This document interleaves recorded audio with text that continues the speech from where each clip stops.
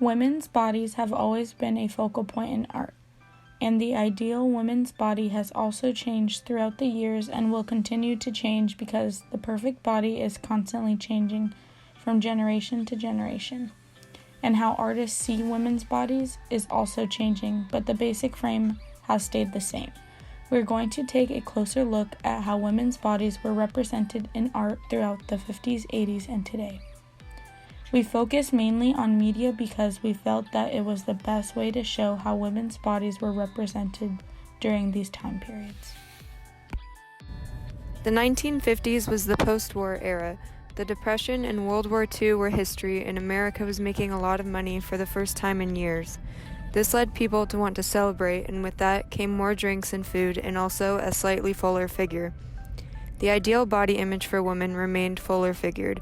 A busty, voluptuous hourglass look was prized by models like Marilyn Monroe, Grace Kelly, Elizabeth Taylor, and Sophia Loren.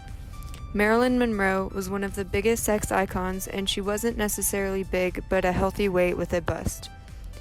Playboy magazine was created in this time, photographing these types of women, especially focusing on the large-chested ideal. Fashions also showcase this body type with the rounded shapes of sweetheart necklines and circle skirts. The increasing popularity of Hollywood films helped propel glamour models like Monroe to public consciousness, and combined with the increased freedom of materialistic things after the end of wartime rationing.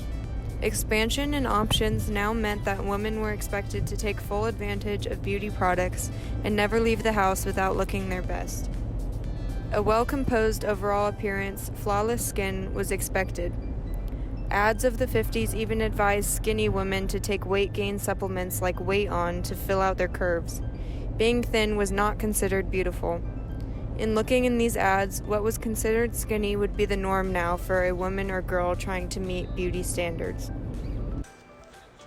The 80s marked the beginning of the age of the supermodel, and the obsession for aerobics emphasized fitness for women, and the female body was expected to maintain a certain weight, but still expected to look toned, all without being too muscular.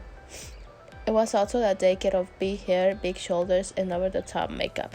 The 80s also had an upswing in anorexia. Some experts thought it was caused by the obsession with exercise.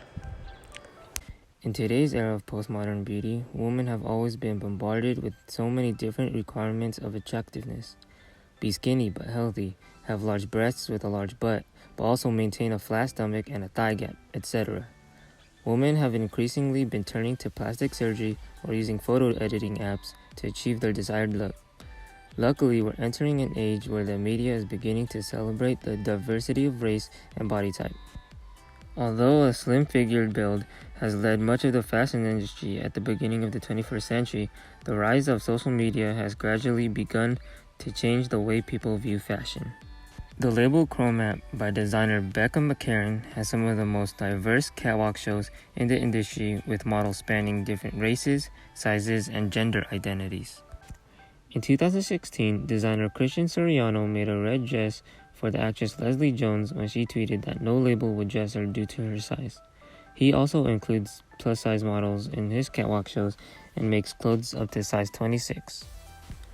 For the New York Fashion Week in 2017, the Fashion Designers of America sent out a memo to designers reminding them to seek out a wider range of model types, saying, "New York Fashion Week is also a celebration of the city's diversity, which is hoped to be seen on the runways."